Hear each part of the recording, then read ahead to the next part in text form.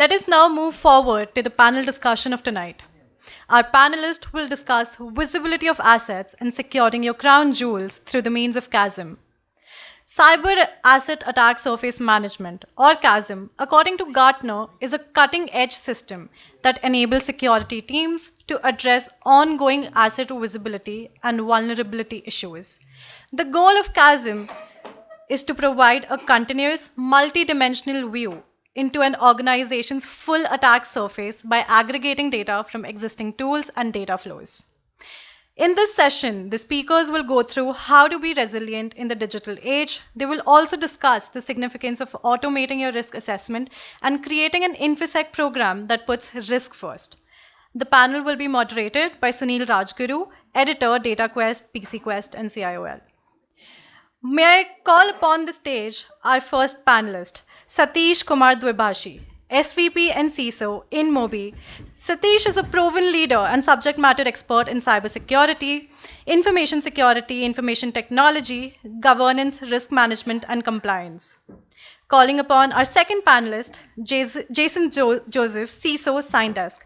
He comes with an extensive work experience in secure software development, system security, vulnerability management, cyber threat intelligence, to name a few. Jason is currently engaged in solving complex problems in the intersection of technology, data protection, governance, cybersecurity, and law. And lastly, Aayush Ghosh Choudhury, co-founder and CEO, Scrud Automation. Over to you, Sunil. So anyway, thank you once again. It's great to have this panel here. So I'm eager to know more about CAASM because this is a new cutting edge thing. And as I said, we at DataQuest, we have been looking at all the emerging technology that has been coming in the last 40 years, and we are looking forward to knowing more about CAASM. So, I mean, there are lots of things to discuss. If it's possible, you can answer within 2-3 minutes, it would be great. I know it's tough, but it would be appreciated. So, like, I'll just start with the first question. You know, that as we have discussed, the tech world is evolving faster than ever, and there are so many complex challenges that are coming. So, how has this impacted the way you manage your cyber assets and mitigate your risk exposure? You know, things like difficulty in protecting assets, biggest pain points, etc. So maybe I guess you can. Sure. Okay. Thanks. First of all, thanks for having me here. So I think as the previous speaker spoke, in fact, I think your meme was that meme what you showed. It's a very practical.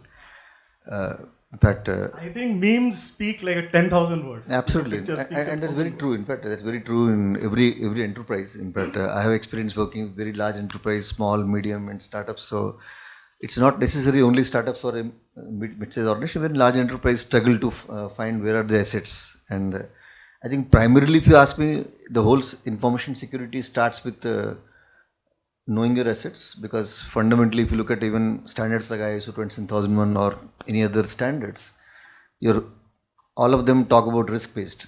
And as part of your risk assessment, the first is to understand what are your crown jewels, what are your assets. So I think this is a very pertinent problem. It's not, and of course there have been, whether it is CAASM today or it was earlier EASM, or I'm sure it's all emerging. So CAASM is just an emerging thing. Like I just lighter note, I call it as traditionally we had firewalls and now we call next gen firewalls, right? So something where we keep adding this word next gen, right? And then you start seeing that how things are evolving. So definitely CAASM, while it's a very important aspect, and Gartner has coined this term, as you said, in the hype cycle, it's still at an early stage. But actually speaking, on the ground, the problem is of course quite serious in the sense. Especially after COVID, the assets are, in fact, many large enterprise or even mid enterprise don't know where the assets are. And then the other big challenge in a complex cloud environment, especially the way today everyone is embracing cloud, and it's not just one cloud. In fact, I come from prior to that, I was with a fintech organization where we had not just one cloud. Of course, we had private cloud because of the RBI, a lot of data residency issues, data center spread across, some workloads run on public cloud, some on private cloud. I think the more complex your environment becomes, I think that's where the challenge about your assets not very clear. And I think that's the fundamentally problem. If you don't know where are your assets, and then if your asset classification is not very clear, I think then you're not solving the bigger problem, while lighter note, many organizations will buy tools, of course, whether it's a DLP or, but it has to start with what are your crown jewels and what are your assets and where are your assets basically. So, and I think that's the, if you solve that piece and then you understand, because once you know what are your assets, then you start looking, of course, what are the typical threats, vulnerabilities, and that's where you get into the risk journey. In fact, finally, your risk assessment is nothing but looking at your assets and what are the potential threats and vulnerabilities, and of course, how it can be exploited, and that's the whole journey. I think it's definitely a great thing to, of course, and maybe we'll get a second view, but yeah, asset management has been a very old problem. In fact, rather cloud has added more fuel to it, because especially in a multi-cloud and hybrid cloud environment, I think it's much more challenging. I'm sure CAASM will definitely will go to the next level to solve the problem.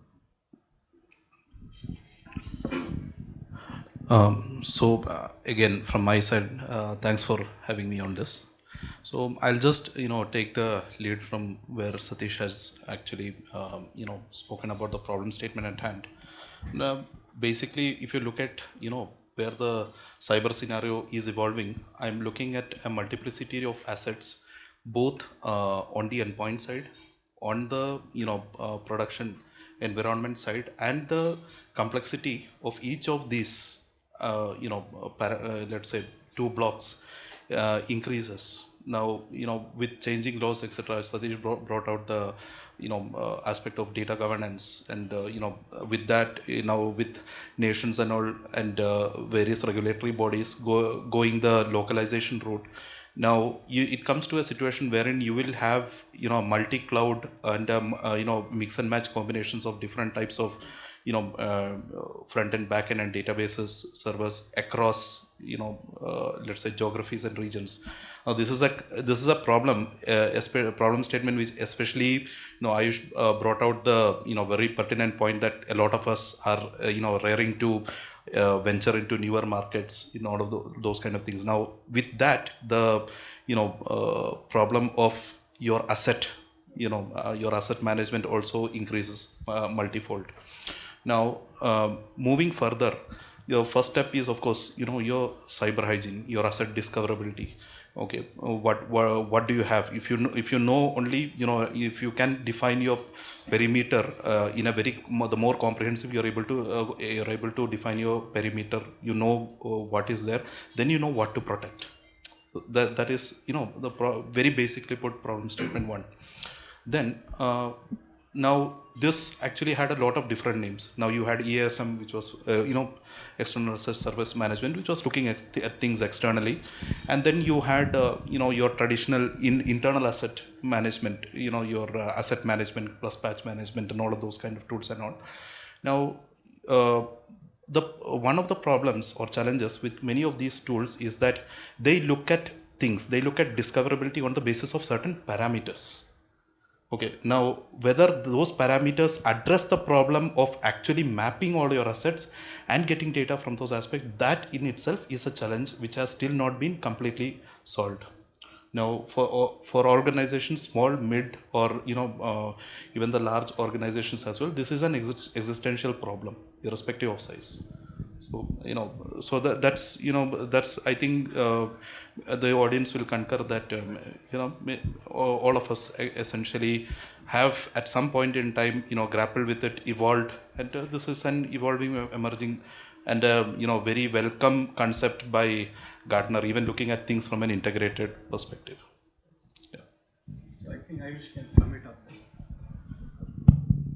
Yeah. So I think thanks a lot for the points made, Satish and Jason. And for us, I mean, we are predominantly a GRC company, right? And we work with a lot of companies across the globe. And why we started thinking about CAASM, and as I said, right, quite admittedly, we don't have all the answers right now. I don't know if anybody does for that matter, right? But when we were working with a lot of mid-market companies, we realized that the conversation really was around, so when we were building a risk register, the conversation was, do we build a threat-based or a asset-based risk register? But then there was a separate artifact, which was a business impact assessment. There was a separate artifact, which is again the asset register, right? Why do all these artifacts need to be so disconnected? Do they really have to be that disconnected when ultimately the source of where the attack surface was generated was the assets and the relationships between those assets, right? So it's a hard problem to solve because it doesn't only require a tool deployment, it also requires some bit of organizational mindset changing, some bit of change management where multiple people across teams are aligned. And the larger the organization is, the more the bureaucracy that needs to get navigated, particularly by the CISO's team. But again, so I think if we as a community are able to evangelize over the next few months or years around how ultimately the source of where the attack surfaces are generated are really the way the assets are present or configured, then I think having to manage multiple artifacts, a separate risk register, a separate BIA, at some point maybe all of them will converge, right? And that I think would be a good thing to have, that significantly reduces overheads and makes everything in one place. So that's my only small submission there. That's interesting. So I'll just maybe go beyond from what you said. With an increasing shift to an API first, cloud first infrastructure, you have talked about it. Companies have been able to accelerate the delivery of new business initiatives and customer experience. There has also been an adoption of remote working, as we are all, due to COVID.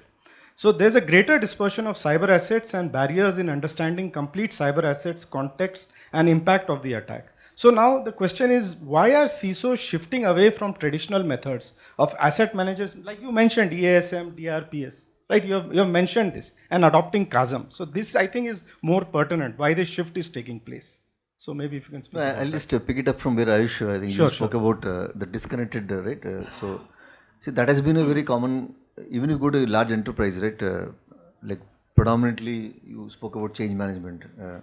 So many organizations, as part of change management, I think the successful change management impact assessment happens if you have a good CMDB in place. If you look at traditionally the whole asset management we have been talking about now, predominantly larger enterprise which has got a mature ITSM in place, probably if you look at the overall life cycle of whole ITSM. So in fact, I know many large enterprises even still means we should not call it out, but see, without calling any names, like I come from the old BMC Remedy days and HP OpenView where like in fact building a strong CMDB itself was one of the very aspirational or desirable thing, because that's where in fact why I went to CMDB, because that's where your assets and relationship between multiple configurations, I think that's how, see, today we're talking cyber world, of course, where at least you can go and discover, but I'm talking about at an era where probably these assets were not discovered itself. So I think fundamentally go back to the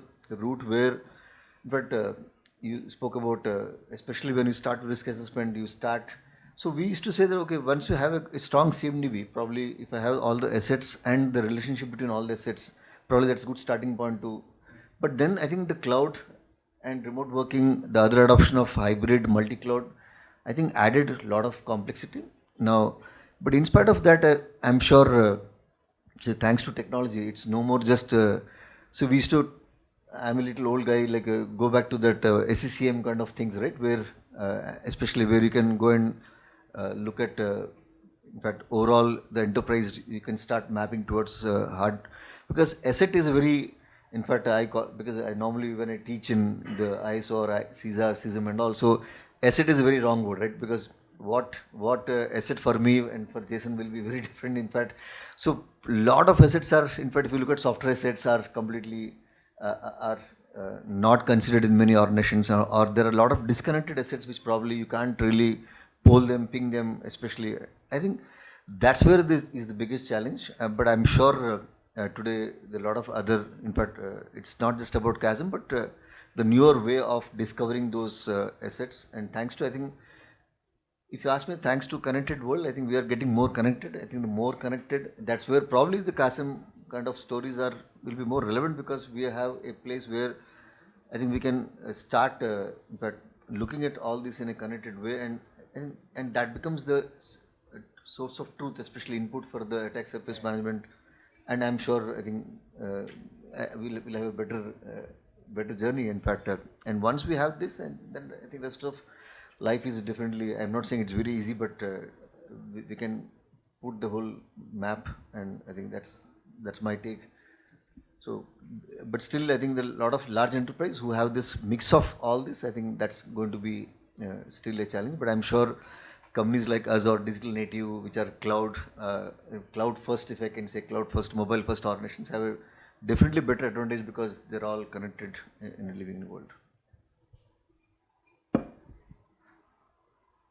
So, building on what Satish has said, now asset discoverability and mapping first of all mapping your discrete assets, enumerating them. That's one part of it. Second part, wherein I come in a digital first stage. Most organizations will have your assets mapped, or maybe mapped to a reasonable extent is how I will put it. Now, what happens in this approach is that I think I just saw a meme in one of we were all talking about memes. So I saw a meme in which a CISO asks his teams, where your IT teams and your ITSM teams, etc., what is my asset count, and he gets extremely varied answers as varied as 50%. So your IR team will be giving you something, your IT infra will be giving you some other numbers, your DevOps will be giving you something completely unrelated. Now, the jokes apart, the problem statement here is that which of these numbers do I trust? Problem one. The second thing is, now I've got data. Let's even assume that all of these numbers are correct, which means that you have data, but these data is residing in various silos. How do I, as CISOs or as cyber executives, how do I actually look at things from an integrated perspective? How do I have an integrated approach to look at things from a risk management perspective, to look at, okay, fine, this is my attack surface, entire attack surface, and this is my perimeter, this is my classification of assets, and then on top of this, then only you look at risk. So that is where I feel that CAASM, looking at things at an integrated approach, really helps. And I concur with Aayush's statement that we should start evangelizing it and not go through the regular cycle of waiting for the industry to catch up and then go along with it. We should actually go hard on this and evangelize CAASM as a quite the handy tool to actually look at cyber.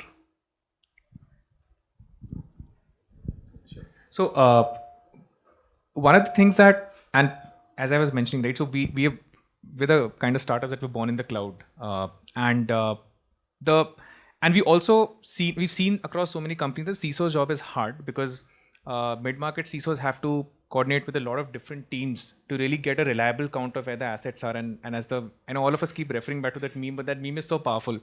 Now, the challenge with maintaining a quarterly asset register is that by the time the information comes in, the pace at which a lot of our peers are also growing, several new resources would have already been launched and retired.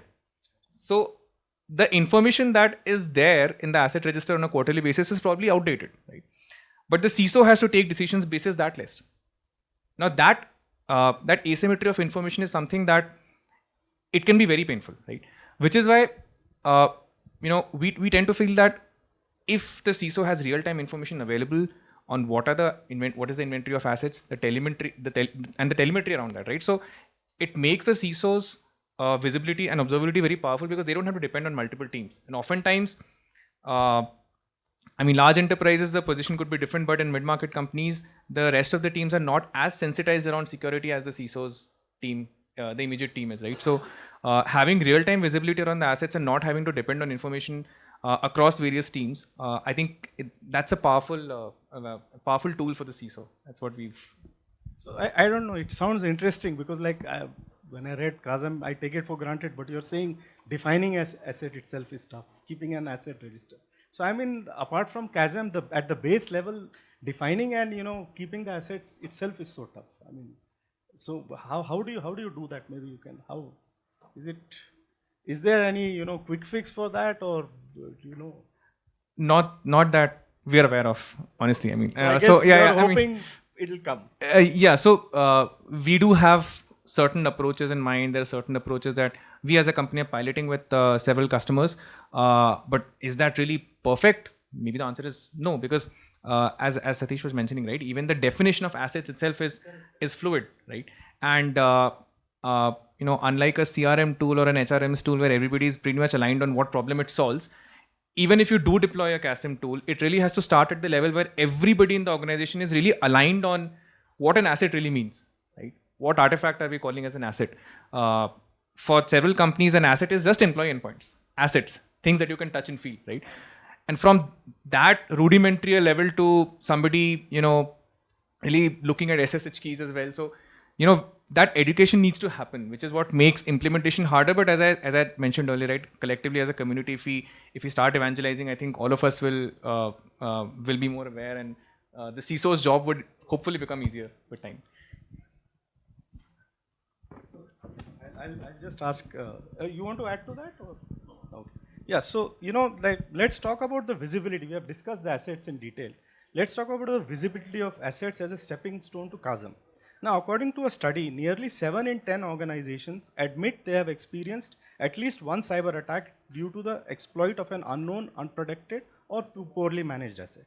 Why and how important is it for companies to perform mapping of all their cyber assets, including the systems, applications, and devices? How does this help in mounting a strong defense against attacks? So basically, it's what you talk, but it's an expansion of, I think, we are getting deeper into the problem.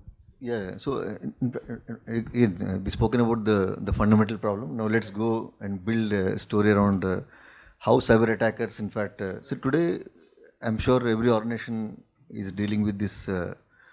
Cyber attacks are in fact growing, and especially with work from home scenario, the perimeter has completely expanded. In fact, today a lot of corporates who have invested heavily on defining a perimeter, in fact, and invested heavily on those perimeter security, all have really completely has changed the whole dynamics because of work from home, and that will continue. In fact, people home has become perimeter now. In fact, that's the whole expansion which has happened. So I think in that context is where today the new attacks, especially the attackers who enter into the enterprise through maybe employee endpoint or a laptop or even a very vulnerable in fact, the entry points are today too many entry points. And second, so that is one side of the story. Other side of story is the IT security teams actively keep implementing all those endpoint solutions. Now, I'm sure we saw a lot of evolution happen on EDR, MDR, XDR. But still the fundamental problem is, I keep asking now, first of all, what are the blind spots, in fact? Because many times we talk all this and especially post a ransomware attack or post a breach, that's where when we go to forensics, we discover that, oh, this endpoint, so there is the compromise happened through this endpoint where probably the XDR agent was missing. Now, why? Because, so that's where the visibility part, because I think the discussion is around visibility. So first of all, I think it's very important for a CISO or for a CIO organization to get a visibility across the enterprise. Now, visibility only comes once you have all this agents installed and you get a single point of view. And the other challenge today, because especially tech organizations which are, the tech is very, very, in fact, empowered teams. And lighter note, I say that a lot of tech teams are highly empowered today. In fact, I call they are the gods today. In fact, many times it happens that, so there will be a lot of blind spots, especially, and those blind spots becomes the vulnerable points through which attacks really surface through. Now, so having, in fact, CISOs, CIOs are really grappling with this issue of visibility, especially in a multi-cloud, hybrid cloud environment. And second, even look at the security team or the SOC team, now how many dashboards or how many consoles will they really monitor? In fact, that's also one of the other challenges. While we have great security tools and there's so much of alerts coming in, so we call it as the alert fatigue, right? So I think that is the challenge of, so visibility is great, but then how do you, and you can't really have so many consoles, and it's like always we call trying to find the needle from a haystack. Now that's the whole challenge where we're trying to solve the other problem of course, automation. How do we ensure that there's right visibility at the right time so that the team who's really, the security operations team also can really respond to the threats which are, timely response is very important. So I think we're trying to solve one by one, but the challenges are very different. So visibility is absolutely key. And Many organizations today are, of course, implementing this kind of cloud security posture management, CSPM, and all the solutions, because it is high time to have visibility across all this multi-cloud or different hybrid environment. And once you have visibility, then probably you can start taking action. You can be more proactive. And I think absolutely visibility is key.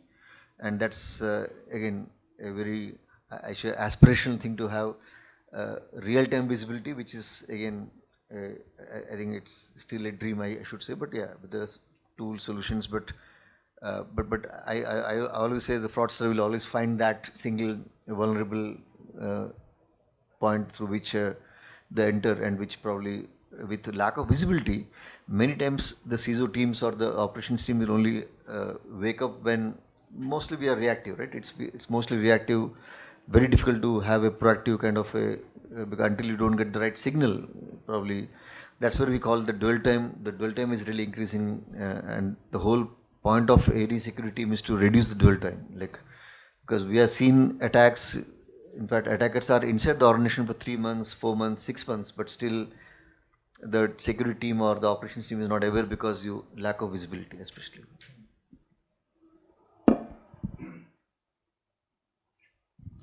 Thank you, Satish. So I'll go one step ahead to actually look at things wherein you already have your asset mapped. Now, once you have your asset map, then only then comes a question of, okay, what is the exposure on that asset? That's one.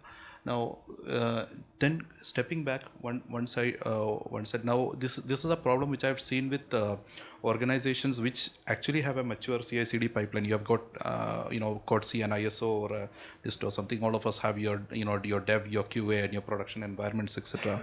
And once the complexity of your organizations increase, there's always a possibility that somebody spins off an instance, and then they forget to take it down, etc., etc. Now this especially happens on or when you are a cloud first company, etc. And that is actually the security controls which will be associated with those kind of assets.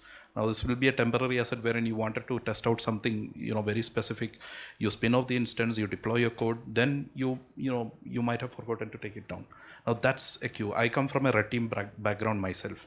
So how we look at things from an attacker's perspective is to just scan the entire environment. Now you've got your Shodans, you've got all tool. You no longer need to be a terminal level hacker.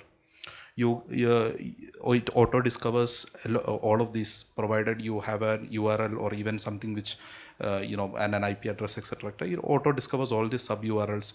And if you do not have this this visibility, and if you have not associated this or adequately addressed the risk of this, either from a process or a technology standpoint, that's where the problem starts. That is on the cloud side, and also from the endpoint side as well. As Satish was mentioning, we have moved on. Our perimeters can no longer be defined inside the in an organization setup. Hybrid work is here to stay for the foreseeable future. Now what happens with this is that your attack surface is expanded exponentially, and the problem with this is that if you have any of your regular malwares deployed on any of your endpoint laptops, etc., which is not adequately mapped, addressed, etc., etc., even small to mid-sized organizations for that matter, this is relatively easy because many of your small to mid-sized organizations, your Active Directory, LDAP, all of these kind of things are not adequately addressed. So in these kind of situations, not having visibility is almost, I would say, criminal. So that is where you get in. You then you move laterally. Even if this person comes into the network, you move laterally. There's privilege escalation, and of course things go for a toss.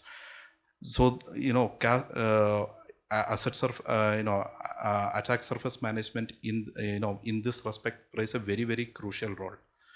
Now, as many of the organizations which are security conscious, either as a culture or either by means of compliance, whatever the case might be, you will be aware of this. CISOs will be aware of this. They will be taking steps to look at these things. But as you know, again, as Satish was saying, we will have a multiplicity of dashboards here, there, and everywhere. All of this, you will have alert fatigue. You will be bombarded with lots of information. You won't know what to do where. So that is where an integrated risk management approach, looking at all of these things, you prioritizing your assets based on actual risk parameters, addressing vulnerabilities on the basis of that, balancing business cases. That is where the future of CAASM lies, is what I feel. So I think most of the points have been covered by the experts here, and I wouldn't try to sort of pile onto that. But the only I would just make a submission here that the one point that you mentioned, that it's a hard problem to solve, and we are nowhere near being perfect as an industry, as a community. But I think the fact that this is a very hard problem to solve, that's true for cybersecurity in general. We can at best get there asymptotically, but because it's hard, we shouldn't shy away from moving the needle, even if it's incrementally. Getting better with every attempt. We shouldn't shy away from doing that. And that's why I keep coming back to the point around evangelization as a community, because the role of the CISO has become a lot more important in the last probably less than 5 years with mid-market companies too. It used to be an enterprise function earlier. CISOs are a lot more conscious.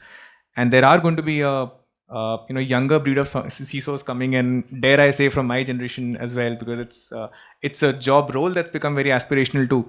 And I think as a community, if the seniors, the more experienced folks in the community evangelize it the right way, I think generally it will build consciousness and we'll be able to move the needle a lot more. That's my only submission there. So it's been great listening to you all. I'm just wondering, does anyone have any questions?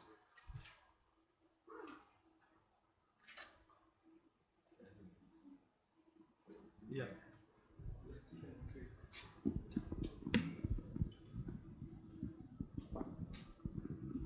How do that virtual asset discovery works? Because lot of containerization, right? So in there, that lot of virtualization in the virtualization layer, the assets are dynamic.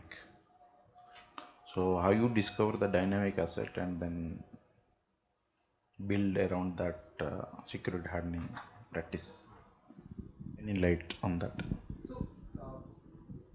I just make an attempt at it, and maybe then Jason, you can chip in here on the approaches that one of the approaches that we've seen companies take essentially, and there are open source tools, for example, that like cartography, for example, which is developed by Lyft, which is again, so it's still in a phase where there's no, the widespread adoption is still yet to be seen. But there are open source tools that are trying to do that, and if that is a goal that you're trying to achieve, that you might want to give cartography a shot, because that's something that we've seen. And that solves exactly the same problem built for cloud native companies, built for an environment where there is complexity as well as fluidity involved in terms of new assets getting launched, new assets getting retired. But yeah, Jason, you might want to. See, I'll go back to a discussion to actually highlight a point which we were discussing earlier. What is an asset? That fundamental question is for some it could be an endpoint, for some endpoint plus your regular cloud, etc. Going one step further, it could also mean your libraries, your framework. Somebody mentioned Log4j earlier. Now, so what I would say is that the expansion of CAASM should actually look at not just enumerating your physical assets or your cloud assets, etc. It should go one step further. When you mentioned dynamic assets, it should go one step further to look at your software libraries, your frameworks, etc., because that is where some of the larger challenges lie. And traditional tools, to an extent, they look at all this, mapping, etc. And if you are specifically referring to libraries and frameworks, some of your, SCR tools do look at things. CRM-PM combination does look at things. It is not adequate as of now. There is still manual intervention involved, wherein a subject matter expert has to look at things at a one step higher level to look at, okay, what is the tools, libraries, and frameworks that I have deployed in my environment, either as a temporary measure or as a permanent part of your product or service. And take a call on that. This is an evolution in process as far as we can put the term as software assets are concerned. I'm not sure if you're asking about containers, discovery and all. I think yeah, there are solutions already. In fact, most of the today, I'm sure what we talk, Gartner has called that CNAP, right? CNAP is your cloud native.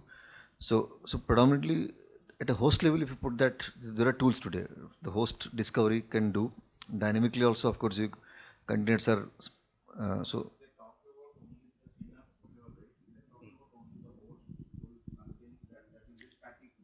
No. So dynamically also it will see fundamentally if you look at a cluster wise also it will give you the whole visibility on means you're expanding your contracting. So I think that in fact most of these workload protection agents has the ability to discover both. Maybe Aayush, you want to? I think we can. We can share our notes on this.